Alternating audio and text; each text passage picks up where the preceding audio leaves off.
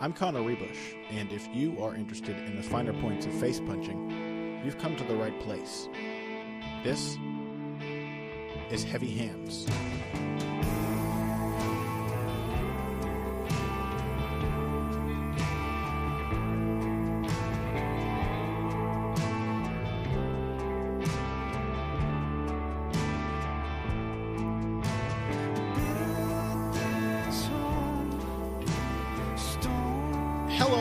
Welcome to Heavy Hands. I'm your host, Connor Ruebusch. With me is Dr. Patrick Wyman. I've got a certain rhythm to the introductions these days, Pat. I notice I sort of have a cadence I fall into without thinking of it. We are going to be talking to you today about UFC Gdansk, and I'm going to spare you all the joke I was going to make by telling you about it anyway, which is that before UFC Gdansk, we're going to have to please stand for some American song as sung by the lead singer of the Misfits, Glenn Gdansk. And that was supposed to play on the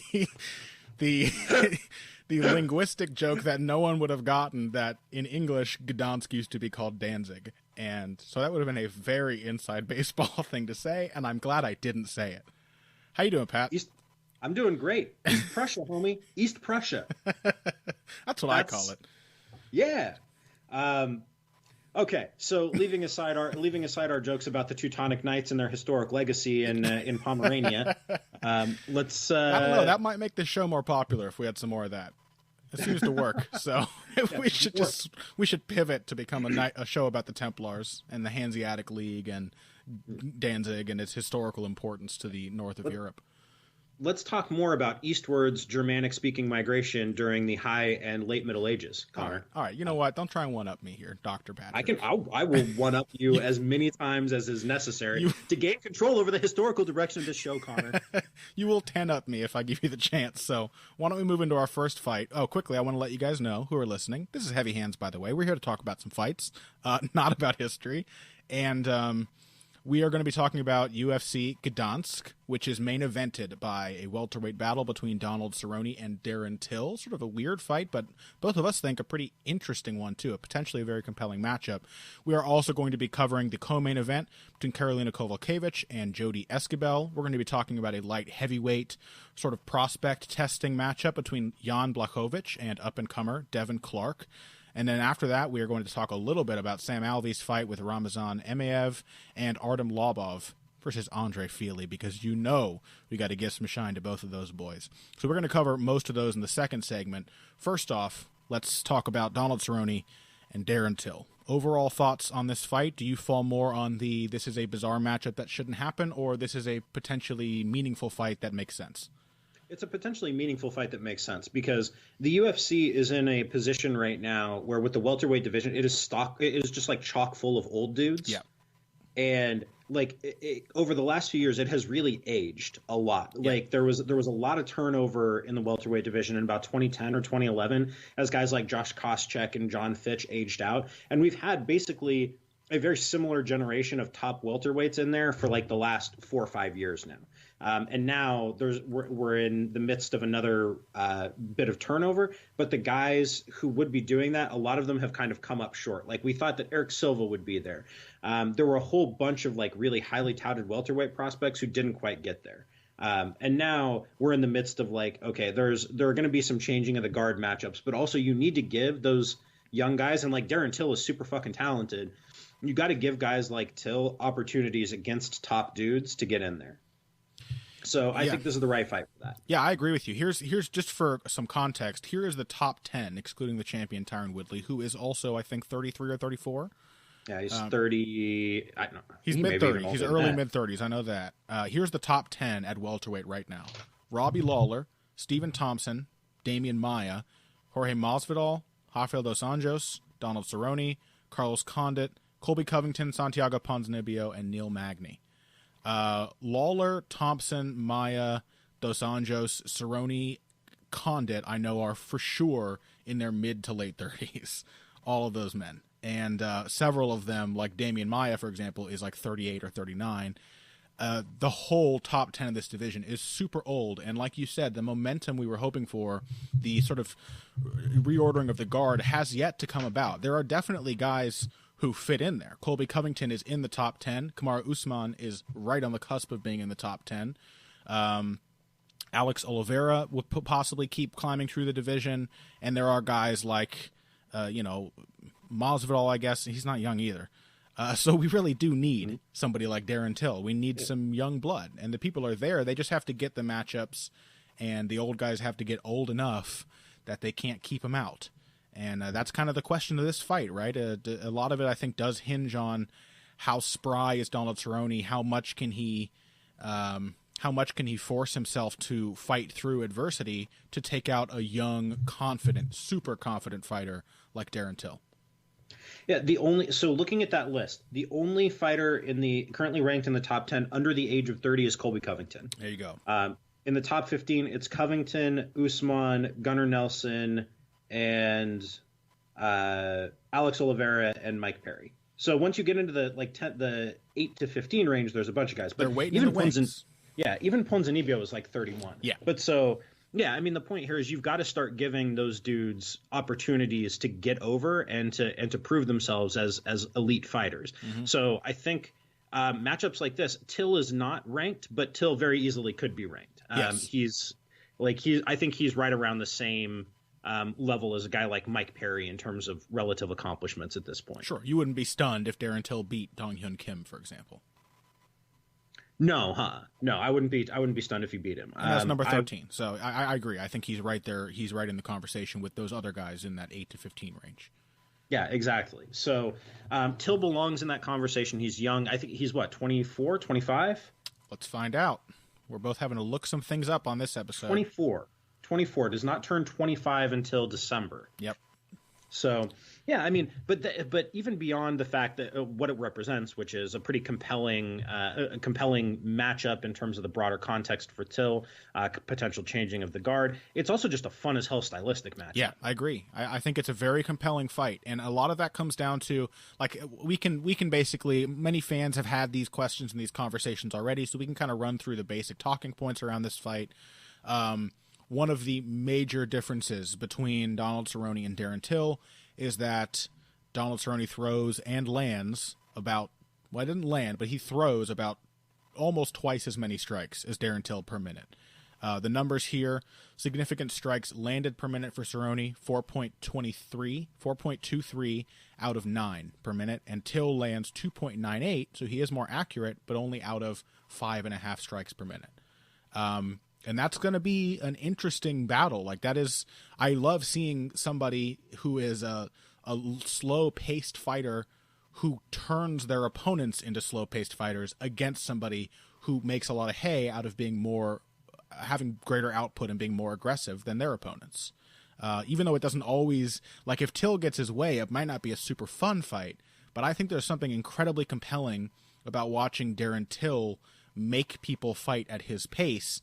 And it is not something we have seen a lot of up to this point in MMA, fighters who do that on a regular basis. There are a few. We've had Anderson Silva's, of course, our Lyoto Machida's. Currently, there's a guy like Rashid Magomedov is very similar, but there are not many. And I think we may see a lot more Darren Tills in the near future. And so this is kind of a symbolic fight in that way as well. Yeah, there are guys like Yoel Romero, Tyron Woodley to an extent, all guys who rely. So for years and years and years, the trend in the UFC was toward increasing pace. It was toward fighters throwing and landing more strikes, attempting more takedowns, just basically doing more in the cage. Yeah. So, and a lot of fighters are representatives of this trend. Everybody from Michael Bisping to Ioana Jędrzejczyk are fighters who have made their names and made their hay off of doing more than their opponents. Because, as it turns out, the most reliable way to win a fight is by just doing more. And so, for years, that's kind of the trend that we've seen. Now we're starting to see a little bit of pushback against that. So fighters like Romero, fighters like Tyron Woodley, and I think Till falls really neatly into that category. He's a guy who really controls the pace at which you're fighting. It is hard to push a pace against him. The only guy who's managed to succeed in pushing a pace against him was Nicholas Dalby, and that was in the third round after Till didn't he separate his shoulder or Yeah, Till dislocated his shoulder late in the second or right at the start of the third and got the shit kicked out of him. But also Dalby got the shit kicked out of him in the first round too. He had to go through quite a lot of trouble. Exactly. Yeah, so that is the only opponent in the UFC, and Dalby not a bad fighter by any stretch of the imagination. Especially not when it comes to pushing a pace and being strong late. Like Dalby can do those things very well. Yeah, so like Till is really really good at doing that. It is not an accident. In other words, Bojan Velichkovic, pretty quick paced fighter. In his last fight, Till managed to completely control the pace there. Yeah, Till scares guys off, and that is and does it in replicable, repeatable ways over multiple fights. Like it's not an accident that he manages to control the pace. Yeah, that to me is the most interesting thing about Darren Till. Again, I think he sort of symbolizes a whole movement. I guess it's sort of a cousin in a way to the other change that we have been noting and expecting to become more prevalent, which is the pace growing faster and faster, more and more output from fighters. That is, of course, tied to the trend we've seen towards more pressure fighting, I would say, putting yourself in a position to hit the other person a lot more than they hit you. And then we've talked about now, we've seen a few more good counterpunchers, people who are finding a place in the sport because they are a smart response to the pressuring style that has become so prevalent. And I think related to that are fighters who specialize in, rather than thinking of neutralizing pressure with counters, they're thinking of neutralizing output with threat and with smart positioning.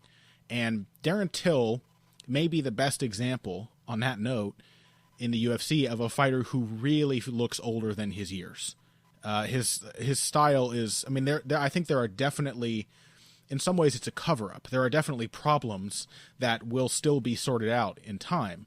But at the moment, Darren Till is a fighter who does a lot of his fighting on sort of a hypothetical, suggestive, mental level with his opponents, giving them looks, making them worry about things, playing with their sense of timing and distance without having to work at their pace. In fact, I think a lot of these fighters exist because they can't work at the kinds of paces. I'm not sure Darren Till has the right mindset or physicality to work at a Donald Cerrone pace. And so there's a huge incentive on him to make the Donald Cerrones of the world work at his pace.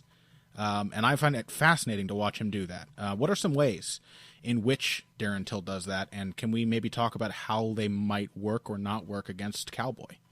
Yeah, so I think the big one is distance. Yeah. So Till is really big. He's 6 feet, like a real legit 6 feet, not an exaggerated 6 feet. He's got pretty his reach is only 74 inches, but he's got narrow shoulders, so I think he's got long arms and legs. Like, his legs are insanely long. Yeah, so he's all limbs and very little torso. Yeah. And beyond that, he's also a southpaw. Which if when you're in an open guard matchup with another or with an orthodox fighter, that's going to add a few inches of distance. And we should say why that is, because we haven't probably mentioned that in a while. So maybe for new listeners, just as in a basic sense, having your lead feet obstruct each other means you have to stand a little farther away. The pocket grows a little wider when there's a southpaw versus a right-handed fighter, orthodox versus southpaw stances, because your front feet sort of want to run into each other. And so you have to take a 6-inch step back so that you're not constantly standing on each other's feet. And that, more than anything, that makes it so that a long-range stylist like Darren Till benefits from being in a southpaw stance, because most of his opponents are necessarily farther away at the start of the fight. Just want to lay that out, just on a technical level. Yeah, exactly. So that is one component of it. So that's one component of why Till seems to be able to control the distance. So he's long to start with. He's a southpaw, but then he does a lot of things to set the distance. So he throws a really nice snapping jab. He throws front kicks. He throws round kicks. He really does a lot to enforce the distance. But the biggest thing is, but he also has really pretty tight, sharp footwork. It's efficient. He doesn't do a lot, but what he does is really pretty dang sharp. It's kind of like a young veteran type of game. Definitely, almost. Yeah, definitely. I want to talk about the footwork, because, and that jab you mentioned. Like, one of my favorite things that I see from Till is the way that he will set up small angles from the outside using his jab. He has a very good sense of like obstructing your vision or flashing a feint or a strike to distract you so that he can move, usually to crack you with the left hand or the left kick. And those kind of things really throw people off. I think that's particularly interesting in the case of Donald Cerrone, those kinds of moves. Like, you don't see where he is. As soon as you can see again, he's somewhere else, and he hits you the moment you realize where he is. Like, that kind of stuff can really mess with the mindset of a fighter in Cerrone, who is kind of known for having some confidence issues, especially early in the fight. But the interesting thing is, a lot of those confidence issues in the past have come from equally aggressive or more aggressive opponents, people who start fast and push a Cerrone kind of pace from the get-go. And Darren Till's not going to do that. And so if he does not break Donald Cerrone in the first round, do his chances of breaking him go down with each successive round after that? I kind of think they might. I think one of the people can call me on this if I'm wrong, because I have not 100% bulletproof checked all my numbers. But I'm pretty certain that most of Donald Cerrone's takedowns, especially as he's gone up to welterweight, happen early in his fights, and that they tend to get stuffed when he goes for them in the later rounds, more often than he hits them early. I think he tends to surprise people with those early shots. And so what do you think are the chances of Cerrone hitting a clean takedown? And if so, I mean, I think one of the big question marks people have about Darren Till, people have seen his top game, they've seen his sprawl, those things look solid. We have not seen him forced to fight off of his back. Do you think it's likely that Cerrone can hit an early surprising takedown on Till in that first round? I think it depends entirely on Till's sense of distance. I think if Till is able to, from the very outset, find the right range, then it becomes much less likely for Cerrone to hit that takedown. Cerrone's takedowns are really, really, really dependent on timing and space. Yes, and they're not necessarily all reactive, but they are often like anticipatory. He sets them up and gets you to plant your feet and then knocks you off of them. Exactly. They're not. Yeah, that's a really good distinction to draw, because they're not reactive in the sense that he hits them as you're doing something else, though he is really good at that. But those same skill sets that make his reactive takedowns really good are ones that play into his takedown game as a whole. Yeah, it's all about the timing. Exactly. So because he's not physically overpowering, because he's not like a natural wrestler. We know how you feel. We know how you feel about Donald Cerrone's physique. How unimpressive you find it. It's not that he's unimpressive. He's just kind of frail. No, you're right. I mean, it's not unfair to say that. I was thinking the same thing about Tom Dukenwall the other week when I watched him against Cody Stamann. I was like, he looks like a boy. And I never really realized that before. Cerrone often has that vibe. Compare Cerrone to Dos Anjos or Lawler. He looks more like a teenager than a man in terms of like the broadness of his shoulders and his back. He just doesn't have that immense physicality about him. Yeah, that's kind of what I'm getting at. No, I get it. I'm just teasing you. Yeah, but Till, because he's a southpaw, because of the distance, because of those long legs, it's kind of hard to get. It's really hard to get in on his hips. And he also only throws single shots from long range and then gets off on an angle. You know, you're not going to get him to plant for a 4-punch combination, a nice easy opportunity to get him off his feet. Exactly. So that's what makes this really intriguing, because early on, that tends to be how Cerrone puts guys off their game. The new look Cerrone, the one that we've seen since that loss to Rafael dos Anjos almost 2 years ago now. Although I will say, even going back and watching his early UFC fights, when he fought, who was the first guy he fought in UFC? Paul Kelly? Paul Kelly? Yeah, he hit a quick takedown on Paul Kelly too. It's always been in his back pocket, but I think it has become more a part of how he approaches fighting.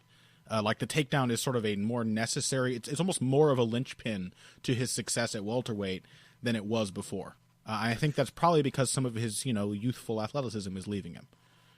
Yeah, and I think it's part of him just being a better fighter. He is being smarter. Yeah, he doesn't need to go in there and try and bang it out with everybody. Right.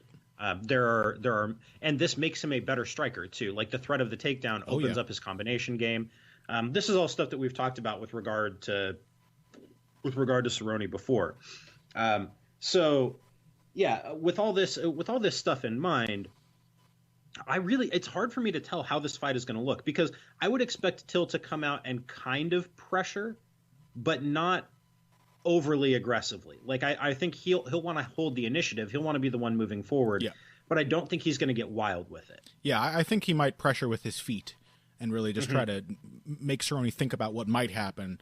I have concerns about Darren Till's gas tank. I do think that he uses this style and has become so good at it because he cannot fight at a Cerrone pace. And I don't think even though his style looks like the very crafty style, he has that young veteran vibe about him. He is still young. He is not a veteran of the game. He's actually only been fighting professionally. I know he had Muay Thai before MMA, but he's only been fighting MMA since 2013. And he's 24 years old. And so, I don't want to call the man, I'm not calling the man, weak for reacting the way he did to his shoulder being separated. But I think an older fighter who had been through more injurious experiences, who had been under more duress over the course of their career, probably would not have fallen apart as dramatically in that third round as Darren Till did.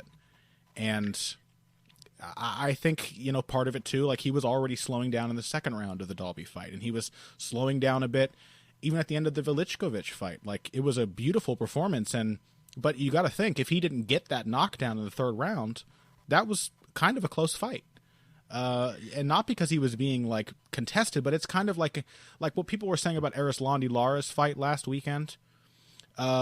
People who fight Lara tend to lose. They die slowly without realizing they're sick, because each round feels just competitive enough that you feel like you're in the fight, but he just takes each one by a little sliver. So you don't realize you're losing until you're like, oh shit, it's the 12th round.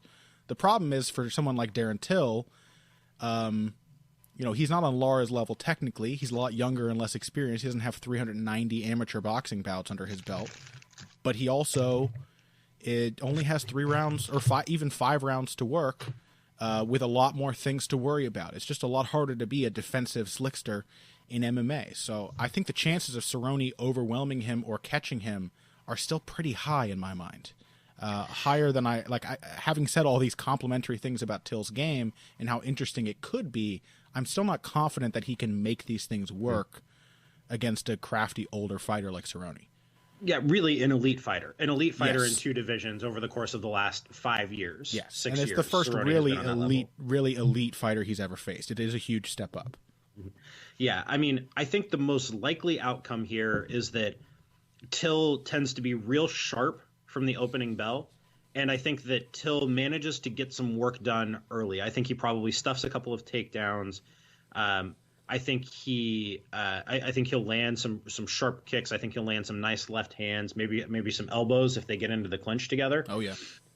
But I think you really hit the nail on the head with the dynamic of this fight. I think once you get into the second, third, fourth rounds, then the fight starts to drastically favor Cerrone, because Velichkovic in that fight had success when he just kept hammering away, when he just kept throwing shots. Yep. And eventually, I think the low kicks that Velichkovic landed in that fight really took a toll on Till. Totally agree. I think Cerrone's low kicks are going to be a huge factor as this fight goes on. Till is a great kicker, and he has that Muay Thai style, but he doesn't actually check kicks all the time that well. No, he almost never checks them. I mean, he does the thing that a lot of Thai dudes do when they're controlling the range, where he kind of pulls his leg back. Yeah, and that takes a little bit of it off, but it's not a check. You're not checking a kick. So you still see people buckle all the time. Often it happens when their leg is already hurt, but you will see people just get caught with the toes as they pull their leg back. It still hurts. There's still a lot of momentum behind that strike. Mm-hmm. So just clipping you over and over, especially Cerrone is still one of the best kickers in MMA.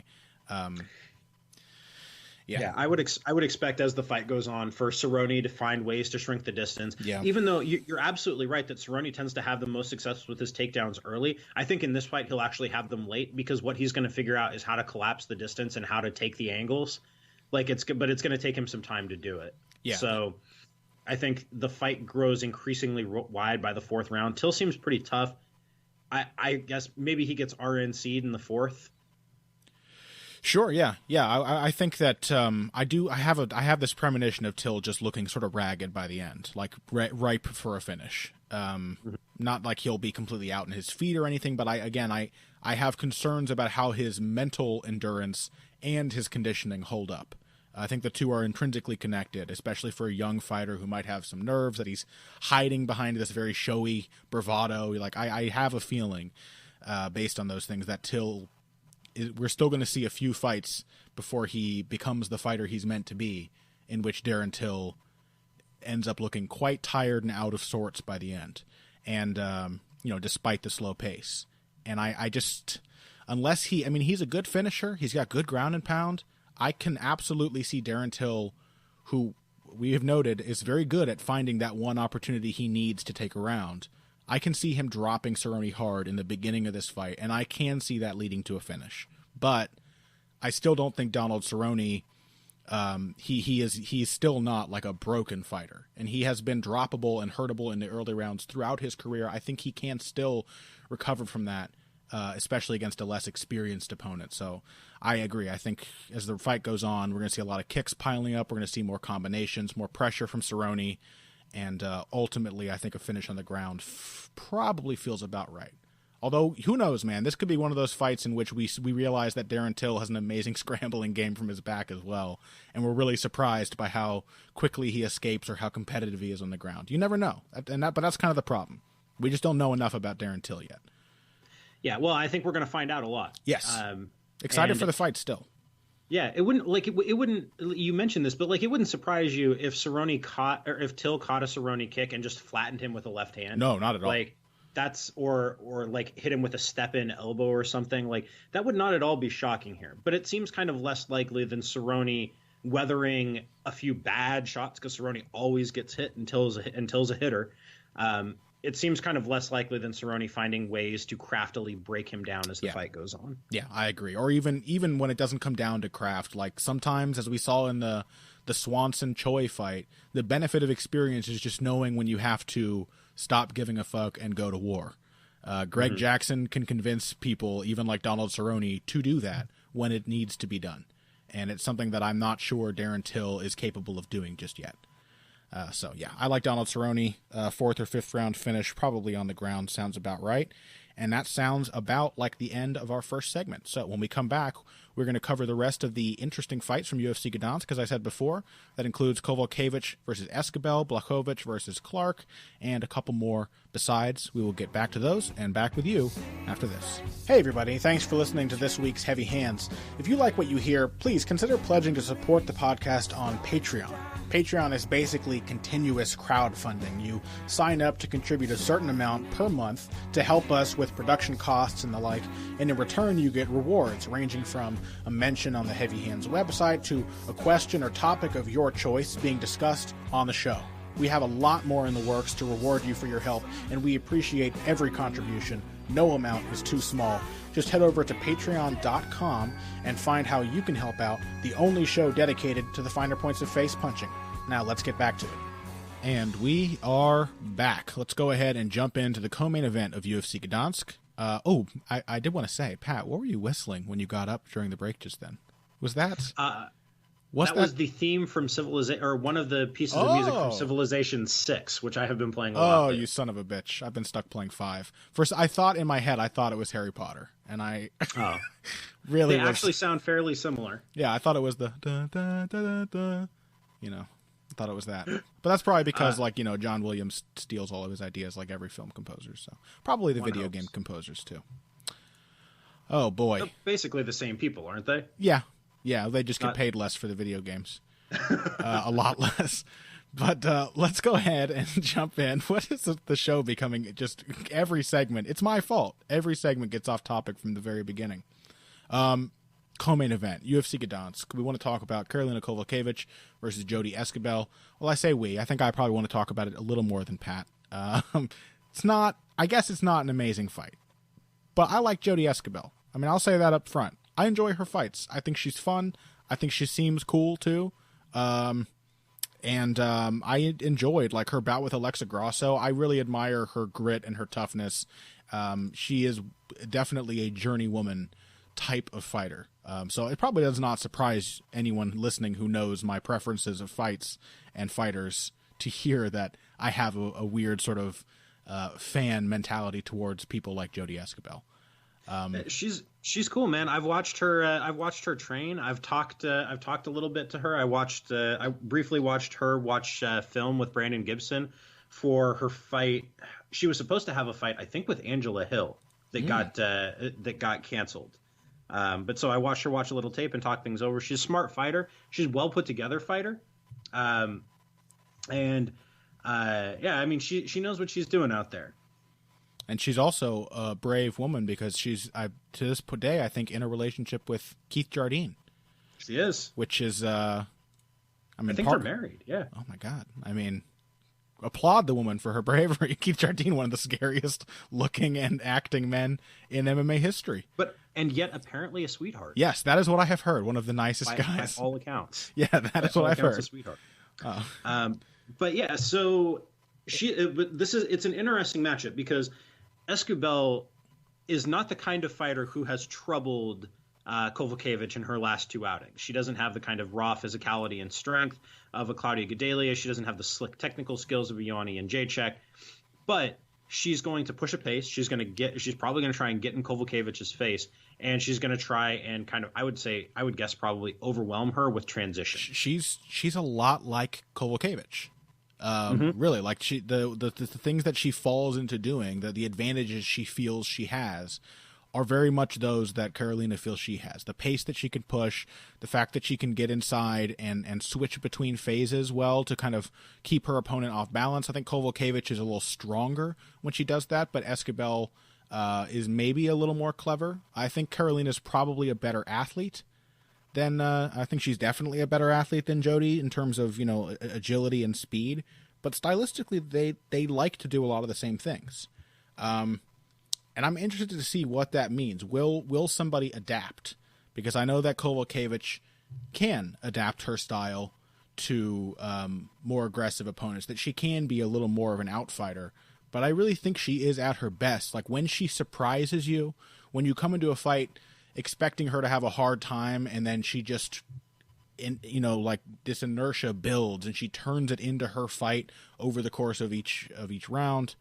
That is when she's being aggressive. That's when that happens. And so I'm interested to see if Jody Escobar can kind of throw Kovacevic off her game by doing the stuff that Kovacevic usually likes to do, or if Kovacevic will double down and try to back Escobar off by beating her up in the clinch and forcing her into the fence as the fight goes on. That's what seems more likely to me here. I think that Kovacevic is a more dangerous, nastier, and kind of more imposing clinch fighter. Yeah. And that, I think, is what it's going to come down to. I would expect Escobar to land shots on the way in.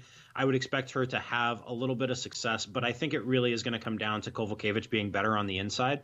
And that's stuff that has given Escobar trouble before. Alexa Grasso really beat up Escobar on the inside. And I think Kovacevic is a better clinch fighter than Grasso is by a substantial margin. Yeah, I think she's physically stronger, but I think she also just has a better nose for what openings are available to her.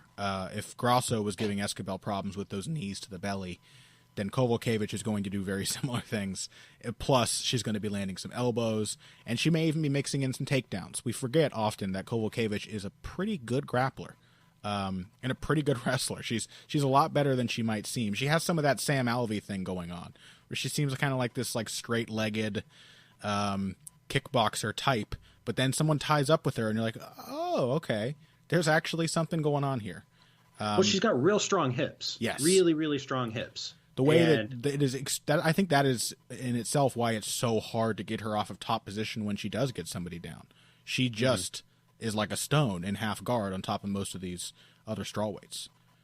Yeah, that sounds right. I mean, I would so in this context. Yeah, I just think this is a tough matchup for Escobar, and I think that there are going to be a lot of tough matchups for Escobar. I expect her to go out and survive to the final bell for sure, but I think this just smells like one of those fights where Kovacevic builds momentum as you get into the second and the third round, and by the third round is outlanding Escobar 2 or 3 to 1. Escobar is a fighter who has the great misfortune of weighing 115 pounds on fight night, because I think she, like, the talent pool at 135 would be so much more forgiving to a style like hers. She could hang in there like on the level of the Rocky Penningtons of the world. But here at women's strawweight, like, the closest equivalent to Jody Esquibel's style in like the top 10 of the division is Karolina Kowalkiewicz. And I think there are a lot of areas and a lot of nodes, to borrow Greg Jackson's language, in which Kowalkiewicz is clearly just the better fighter. Yeah. In the same way that, like, that we said of the Kowalkiewicz and Jacek fight, like, Joanna was just a much better, she just had a much better understanding of all the phases Kowalkiewicz was best at. Mm-hmm. That's kind of how Kowalkiewicz is towards Esquibel. Maybe the difference is a little less stark. Joanna, of course, is like head and shoulders above everyone else in the division, or so it seems. But I agree. I think the strength, the clinch skills really it's going to come down to Esquibel is going to, one way or another, fall into the pocket. And once she does, if Kowalkiewicz gets her hands on her, I think that's when the fight turns. Yeah. All right. Light heavyweights, Jan Blachowicz and Devin Clark. Pat, you shocked me earlier when you said you kind of like this fight, because I agree. And we so rarely agree about these awful fights that I always like. Why do you like this fight? Because I've always kind of had a thing for Jan Blachowicz. I've always enjoyed him more than I should have. And I've always wanted him to be better than he actually is. How is this not among your your unpopular opinions thread on Twitter the other day? Yeah, I enjoy Jan Blachowicz.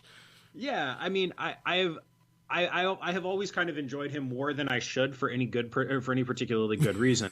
But also, you know how I feel about like athletic young prospects. Yes, and so Devin Clark really pulls on my old heartstrings there. Yeah. You said earlier when I asked you, I was like, well, so what is it about this? I said, to me, it's like it's relevant to the division, and you made the good sub point, the good caveat that says something about the division, that a fight in which with Jan Blachowicz in it and a guy that most people don't even know who he is, that's a relevant fight. But for weirdos like us who know how these divisions are sorted, I think that's what makes it compelling. Like, Devin Clark could be a contender, and Jan Blachowicz seems like a reasonable man to stand in his way. And it's just a little embarrassing that, like, beating Jan Blachowicz would probably make Devin Clark like a ranked near the top 5 light heavyweight. He would be a top 15 light heavyweight. Yeah. If he wins this fight. he would break into the top 10 almost. Likely he might break into the top 10. There's just nothing interesting or impressive happening at 205. So, but in the context of UFC's 205-pound division, it's an interesting fight to me. Mm-hmm. Yeah, no, I'm with that. I'm entirely with that. I think what I expect this fight to look like is Blachowicz having some serious success early, and Clark finding ways to increasingly grind him out. Yeah. As the fight goes on, unless Blachowicz lands a knockout punch early, which is entirely possible. Yes. He could do that, and Clark is not like a defensive mastermind. Like, Clark got hit quite a bit early by Jake Collier before he increasingly took control of that fight. Mm-hmm. Like, I think Blachowicz has better takedown defense than he used to, but Clark is going to keep going for it and keep going for it and keep going for it, and eventually I think he's going to get them. And when he does, Blachowicz offers nothing on the mat and is not especially good at getting back to his feet. So I think once Clark can impose control either in the clinch or on the mat, like, I think that's more or less the fight. Yeah, Blachowicz is comically incapable of fighting for more than 5 minutes at a pace. It is insane that a man who has so much kickboxing and MMA experience so consistently looks like half the man he is in the first round as soon as that first bell sounds. I don't know why it is. Honestly, I don't know why it is. Is it a mental thing? Does he get anxious and so he's like way too tense when he's throwing? Does he just never get in very good shape? It's hard to say, but it is hard to see that not being a huge liability against somebody like Devin Clark, who is sort of like a Cody Stamann in this light heavyweight division. All the technical pieces aren't there. I wouldn't even say he's on that level yet, but he's put together. Like, he's coming along in a smart way, and he's a good athlete. And he's well trained, good athlete, good wrestler. Yeah, very physically strong, very physically gifted. I mean, this is a fight that I'm actually looking forward to. We'll see what it looks like. Yeah. Ramazan Emiev versus Sam Alvey. What are your thoughts? Oh, supposed to be my boy Trevor Smith, and now instead it's my boy Sam Alvey.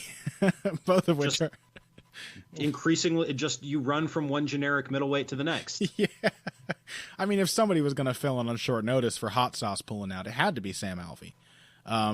But I think who else could it be? Yeah, I think this is a really interesting fight with Sam Alvey. What would have made it interesting before was that Emeev was going to grind with Trevor Smith, who is the grinder of the middleweight division. Like, that's what he does. When he wins, he grinds people out.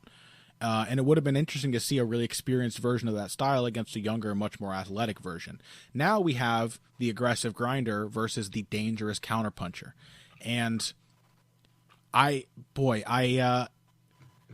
the thing is if Sam Alvey does what he wants to do, then he might convince Emeev to back off. And that is the fear. The fear is that Emeev won't bring his aggression, but you're pretty confident that Emeev is going to stick to his guns and try to get in Alvey's face as often as possible, which, if that's what we get, then that makes it a really compelling fight. Yeah, that's kind of Emeev's game. And so Emeev is actually a guy I've had my eye on for a long time. I scouted him for my scouting report way back in 2013. So he was on my list. I think I thought he was like the 18th best prospect in the world back in 2013. But basically, to give you a little insight into his game, he was a fairly experienced fighter at that point, like in terms of having experience against high level opposition or good, or at least good opposition. He'd fought guys like Mario Miranda at that point, UFC veteran, kind of worldwide journeyman. And he fought 2 fights with Vyacheslav Vasilevsky, who fought in Bellator, who was the M1 middleweight champion for a long time. He has fought high-level regional opposition. He's a finished product. He's been fighting as a pro for like 8 years. But basically, his game is kind of a punch and clutch type game where he throws a lot. He throws a sharp jab. He throws a nice 1-2, throws a hard right hand, and then he kind of bulls his way into the clinch. And that is basically his game. He can hit some takedowns. He's got pretty good takedown defense. He can fight in tight spaces. And that's roughly – and what you see is pretty much what you're going to get. He pushes a pretty good pace. He throws – tends to work pretty well. He's an efficient puncher. He's not like he's not like throwing his whole weird body weight into punches. Like he generates power through pretty solid fundamentals. So that's kind of like that goes, like you pointed out, Connor, that goes one of 2 ways against Sam Alvey. Either he's going to just kind of bury Alvey in volume and kind of jab him and hit him with right hands, or he's going to get knocked the fuck out. Like, those are basically the 2 options here. Yeah, if we're going into this assuming that Alvey is not going to be able to convince Emeev to silence his hands the way he does to so many fighters, which is why so many of Alvey's fights are slow. We were talking, by the way, like, Darren Till is a specialist in that, but it does say something about the middleweight division that Sam Alvey is what it takes for the average middleweight to completely lose faith in their offense. Like, he's not on that Lara level technically. He doesn't offer that many different looks. It's mostly the right hook and the left hand, and if he has to throw them both one after the other, it takes a lot of thinking and preparation for him to work up the nerves to do that. Combinations. Sam Alvey is the poor man's Yoel Romero. He is a trailer park Yoel Romero. He is the very poor man's Yoel Romero. I say this as somebody who likes Sam Alvey, and I love Sam Alvey. Funny as hell when he knocks dudes out. Yes, and he's a very likable guy, and he's incredibly active. Like, it's hard to hate Sam Alvey. I think you got to at least respect his game.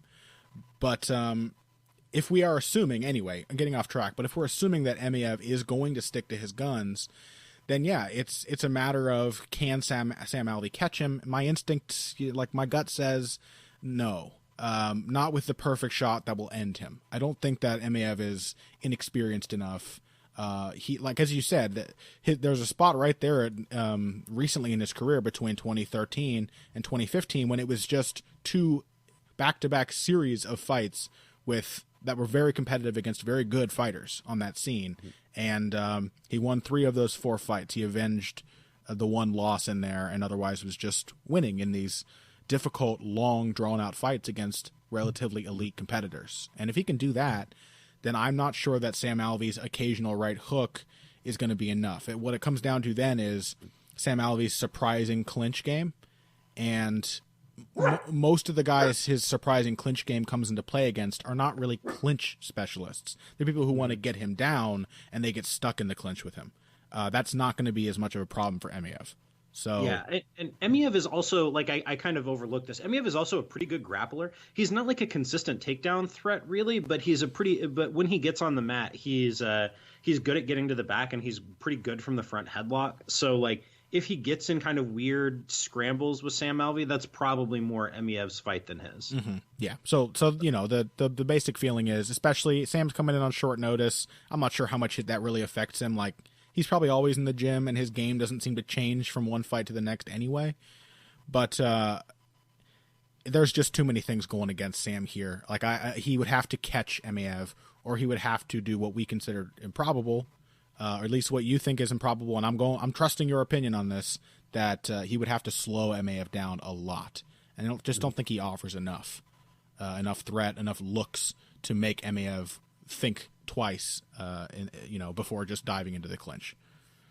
Yeah, it just strikes me as kind of a bad matchup for Alvey because Alvey really relies on the threat of that counter to keep guys off of him, and like he's not real good. He's a pretty tall middleweight, but he doesn't do a real good job of enforcing range. And Emiev, he's going to have like a 4-inch height advantage on Emiev. Emiev is a little tank of a middleweight, but he doesn't do a lot to like enforce that range. So I expect Emiev to just kind of get after him and kind of try to push the pace. It's because he wants you to close the range too. Like, that's the thing. Alvey's so frustrating in that way because like his game only works in these tiny slices of time as you're falling into the pocket. Yeah. And otherwise it's just like waiting for that opportunity to come around again. Yeah. Oh, well, don't know quite what else to make of that. One more fight we got to talk about though, Connor. A true classic in the making. Artem Lobov versus Andre Fili. Talk to me. Ooh, can I even put words together now that I've heard those 4 words in a sentence? Artem Lobov.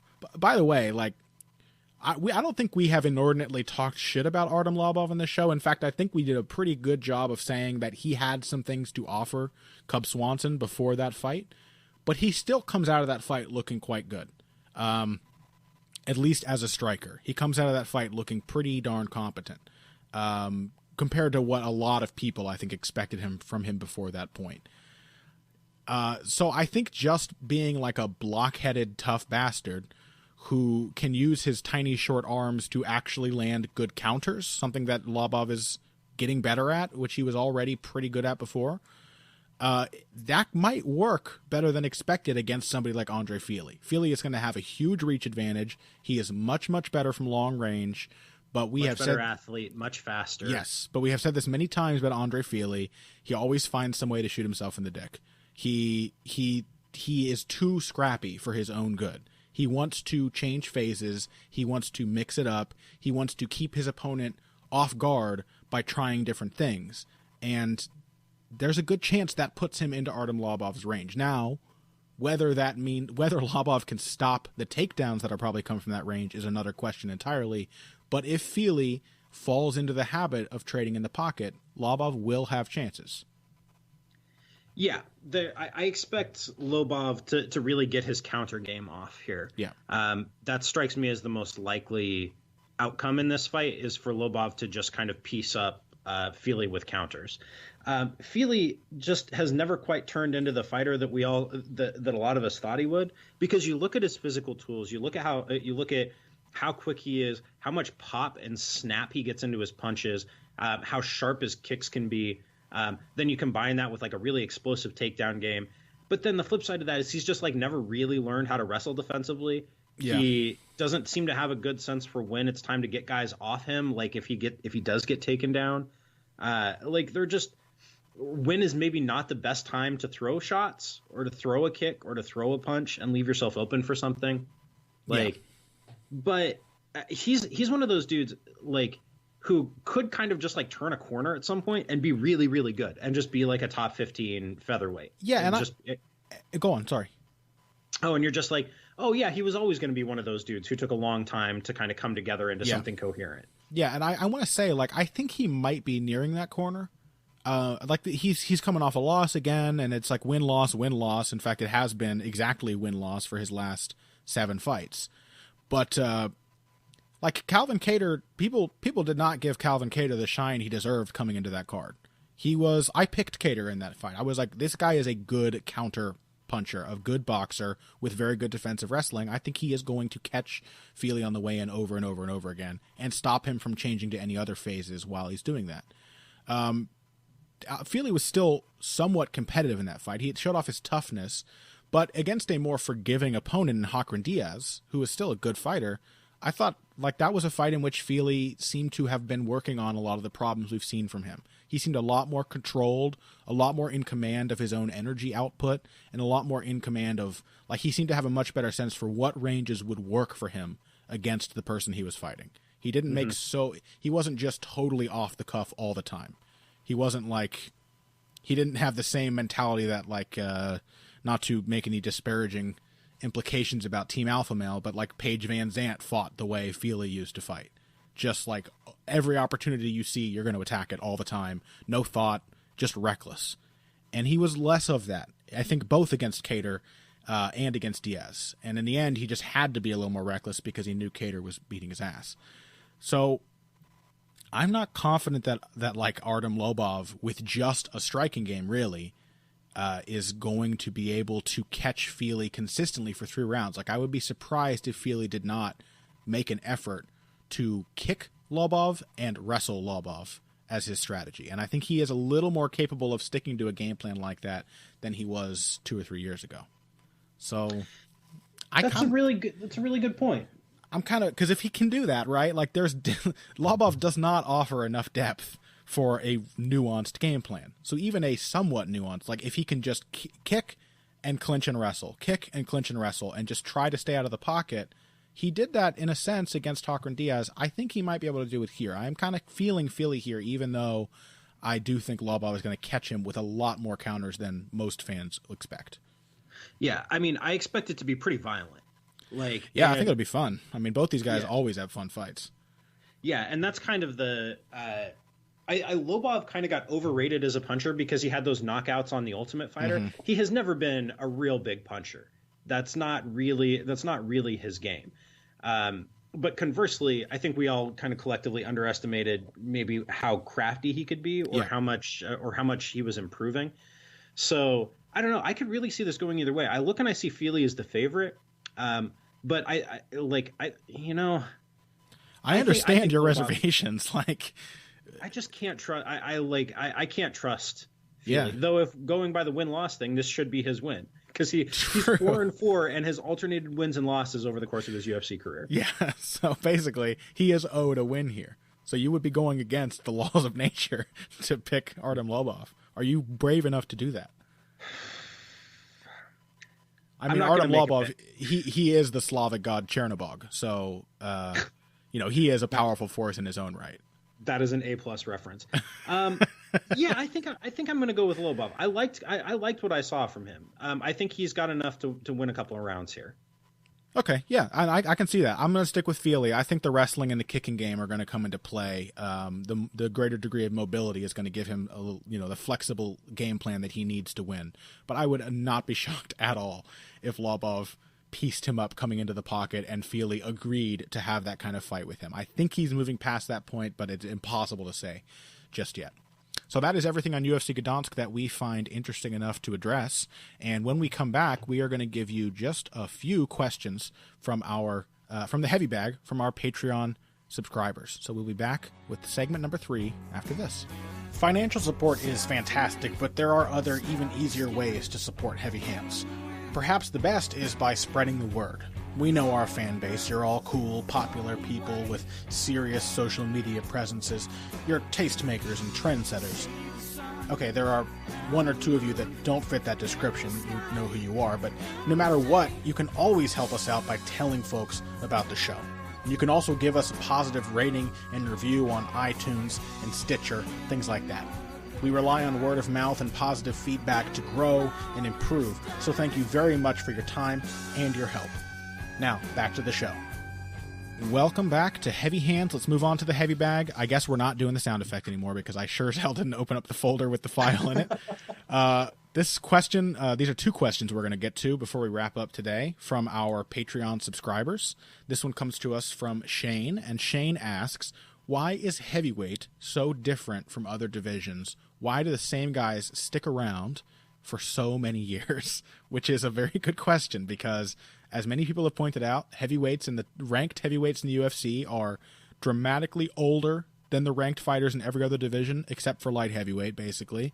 And they tend to have been people that were heavyweight stars once before, at least, sometime within the past decade. We have no other division has more returning stars than heavyweight does. People like Andre Big Nog would still be a ranked heavyweight if he were fighting. Yes. Yeah, he absolutely would. Yeah. And we have people like Andre Arlovsky, like people just hang around even when they're losing. There seems to be not to make a joke about their size, but a lot of inertia around heavyweights that keeps them from slipping out of the rankings. Or from going away. Why is that? Like, they stay relevant. It's always, and this is not just true. This is not just true of heavyweight. It's also true of light heavyweight, and to a lesser extent middleweight. And we talked about it a little earlier with welterweight now too. But basically, it's a function of a lack of turnover, and a lack of turnover is generally due to a lack of overall talent in that division. Or in the case of welterweight, I think it's because a lot of guys who we thought would be really talented kind of got derailed. Yeah. For better and worse reasons. But really, it's all about how much talent is there in the division. So you think about the overall market for athletic talent of big, strong, athletic guys, right? You're talking about dudes who are between 235 and basically like 235 and 280 pounds, who are athletic, who are gifted, and who have some sort of combat sports background. Yeah. Like, the dudes who fit that description physically are, generally speaking, not going to be fighting in MMA. There is a market for their athletic talents that is going to pay more in practically any other sport you could go into. Yeah. And then you have to consider the fact that the vast majority of the world just doesn't produce people that size on a regular basis. Yeah. Like, the pool is already smaller to begin with, and because they are so fantastically big, these athletes tend to be really sought after by the other sports. Exactly.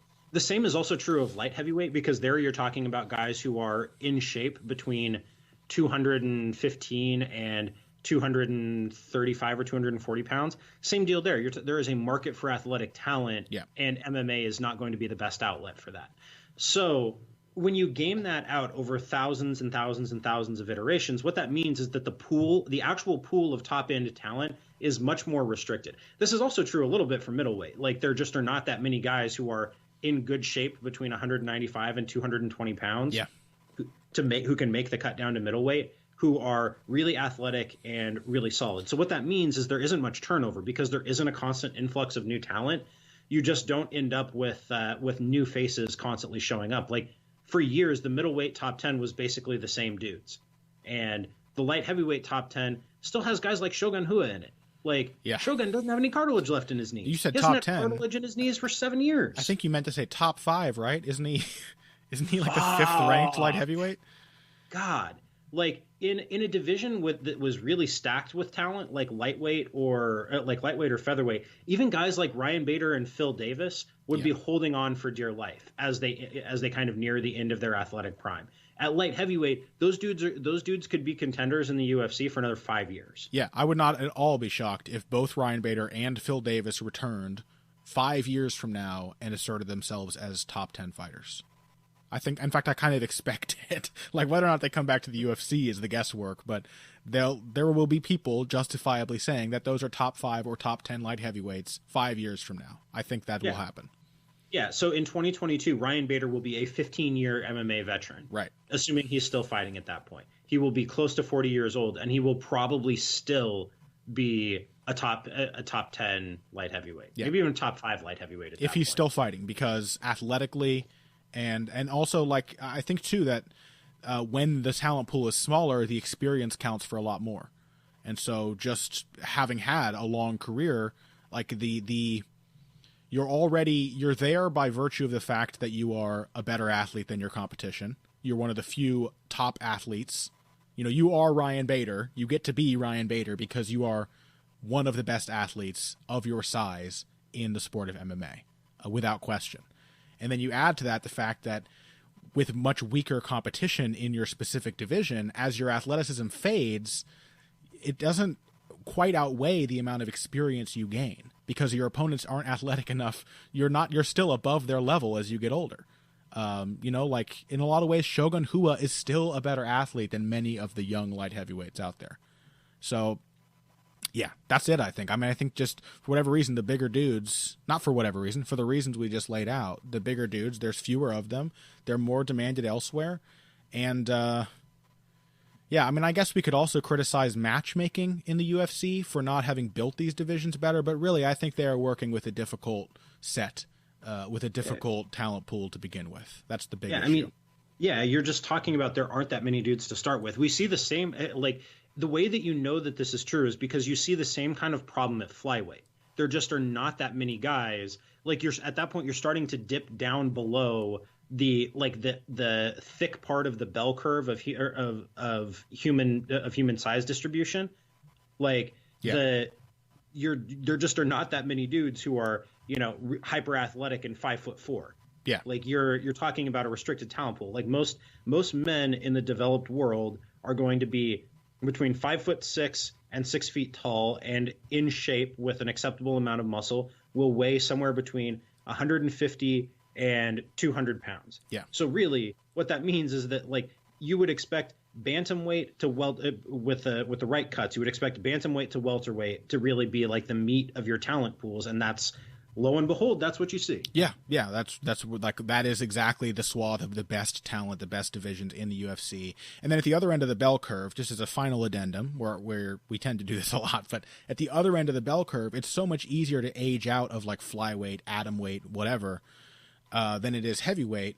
Not because, like, both of those, there's a relatively limited amount of people of that size available, but the difference is that at heavyweight, the metagame is different. The power and like weight really matters there. And so just still being a giant helps a lot more when you're a 38-year-old giant than it does at flyweight, where like speed is really emphasized. Speed is really important. And so once you experience that first dip in athleticism, the post-prime period is a lot rougher for little guys than it is for the big guys.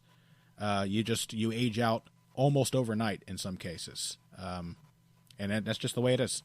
Let's go ahead and move on to our other question. This one comes to us from Davey Caplice. And Davey writes, asking, I'm going to read a bit of this because it's quite relevant to some of the other things we've discussed. He says, what do you guys think is more important to today's MMA metagame, conditioning or pace? People like Joanna Champion and Mighty Mouse reap great benefits from the fact that they are better conditioned than their opponents and can push the same pace for all 5 rounds. However, fighters like Justin Gaethje, Khabib Nurmagomedov, and Conor McGregor rely on putting a pace on their opponents that tires them quickly, even if they themselves slow down as a result of that pace. And he also adds, guys like Jose Aldo and Anderson Silva excel at using pace as a weapon, but in their case, they like to slow the pace of the fight to a crawl, and as a result, take their conditioning out of the equation. Which of these is more important? Is it better? Is there one that is clearly better, or is it all about how you adapt to your specific limitations? So that is a really fantastic question, and yes. I really like the distinction that yes. he draws between conditioning and pace. So, like, to me, the fighter that really sums that up is Benson Henderson. So Benson Henderson is an incredibly well-conditioned fighter, but does not really push a pace. Yeah. And Frankie Edgar also a really well-conditioned fighter, but not a guy who pushes the pace in the way that somebody like Justin Gaethje or Nate Diaz or Conor McGregor or somebody like that does. You know what I mean? Mm-hmm. Or Demetrius Johnson. Sure. Right? Like, you can be a fighter who never gets tired, but at the same time, your level of conditioning does not necessarily translate into offensive output or the kinds of things that are going to, like, really push you over the top in terms of winning rounds. Mm-hmm. So I like the fact that he's drawing a distinction. In terms of what that means in terms of application, I think it's all about knowing what you do well. Like, Justin Gaethje knows that he can always exhaust his opponents. Yeah. Like, and this is one of those things that, like, for me, if I'm watching a fight, if I'm judging a fight, or trying to score a fight, don't look at how tired a fighter looks. Look at what they're doing. So don't look at a fighter and be like, oh, he's exhausted, he must be losing. Look at how much the fighter is actually throwing and whether it still seems to be effective. Justin Gaethje always looks tired, but what he's doing is working. Dominic Cruz tends to look tired, but the stuff that he's doing is still effective. It's still working. You know what I mean? Mm-hmm. Like, yeah. So the fact that a fighter looks fresh does not mean that their stuff is effective. Yeah, I mean, it really does. A lot of it comes like saying which is better or which is not, which is better than the other. It really does depend on what you are suited to as a fighter. And it sounds like a very wishy-washy answer, like I'm avoiding answering the question. But really, like, there's differences between the way they fight, between the pace they push or how well they condition they are, between fighters like Ioana Jędrzejczyk and Justin Gaethje. You know what I mean? They have a very different physicality to them. They have very different physical talents. Like, obviously, Ioana Champion has speed and snap and fluidity, and Justin Gaethje has power and durability. And Ioana has, let's see, what else is there? Her mindset is absolutely different. I think fighters who tend to be of the conditioned type, they are more of the athletes, the experts, the gamesmen, the fighters who think they're cautious and considerate of all of the things that could happen to them in the fight. Whereas fighters like Justin Gaethje and Khabib Nurmagomedov, like as noted by their pace pushing style, they are willing to exhaust themselves to gain a dramatic early advantage. They are willing to play a gambit, more so than somebody like Ioana or Mighty Mouse would be. And so, like, where do those distinctions come from is maybe the at the root of answering the question, which is better on the whole, you know? Because, like, the question is, like, it's not that, like, Ioana Champion, I'm calling her Ioana Champion, even though I normally try to say her name, just because of you, Davey. But Ioana Jędrzejczyk, she could probably do some of what Justin Gaethje does, but it would not work as well for her. She could try to overwhelm her opponents from the beginning and force them to mix it up with her, but I can't imagine it working as well as it does for Justin. I'm not sure she can absorb the shots like Justin can. I'm certain she can't do the same kind of damage Justin can with a single landed shot. She just can't replicate that. And so for her, the conditioning is obviously the better choice. Pushing the same pace without tiring yourself out is obviously the smarter choice. She can't play the kind of Gaethje gambit, you know?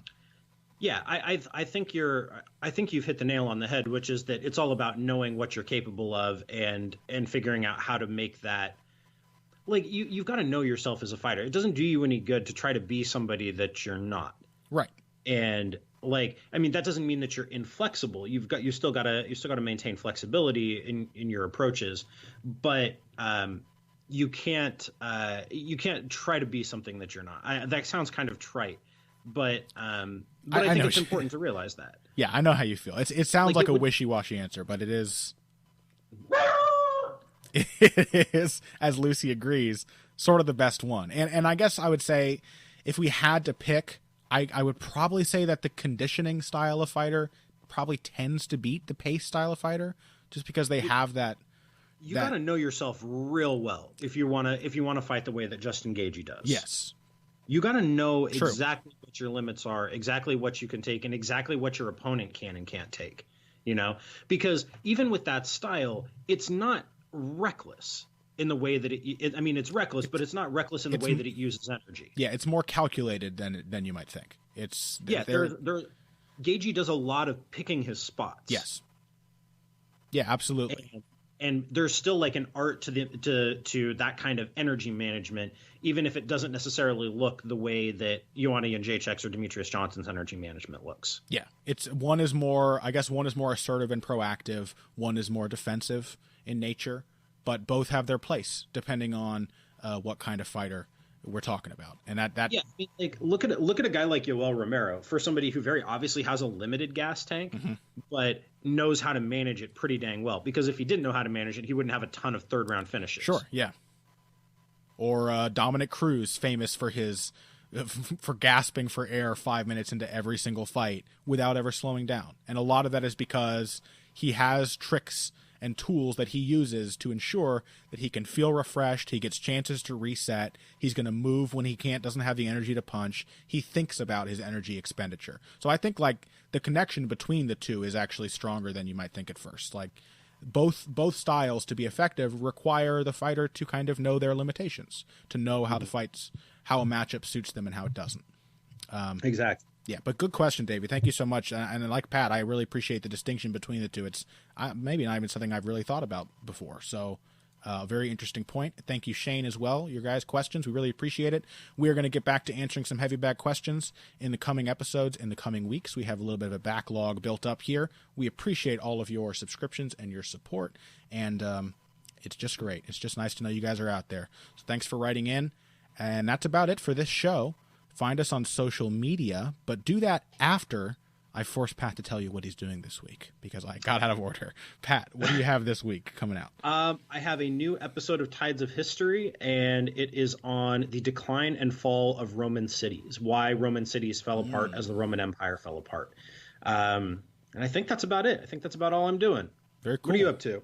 Well, I have a piece scheduled right now. You guys may have posted the day before you listen to this or the day of, about Arislandi Lara's fight last weekend, which is called Arislandi Lara taking the fight out of the fight. And I sort of talk about why fans don't like Lara, why I can understand it, but also why I appreciate what he does. I did my very best not to be the pretentious snob, boxing snob, and just talk about how beautiful it was, because I can absolutely acknowledge that Lara's fights are quite often not very fun, and I think that is because he does not want to fight in the way that fans want their fighters to fight. He doesn't want to fight at all, in a sense. He wants to win boxing matches, and so I try to get into that. Find us on social media, Boxing Bush, at Boxing Bush, B-U-S-C-H. That is me on Twitter. Pat is at Patrick_Wyman. You can find us both on Facebook as well, Facebook.com/Patrick Wyman MMA or Connor Ruebusch MMA. Like, subscribe, iTunes reviews, share the show, all that shit. Otherwise, thank you for listening. Thank you for your contributions and your never-ending support. And if you came here today for the finer points of face punching, you came to the right place. This has been Heavy Hands.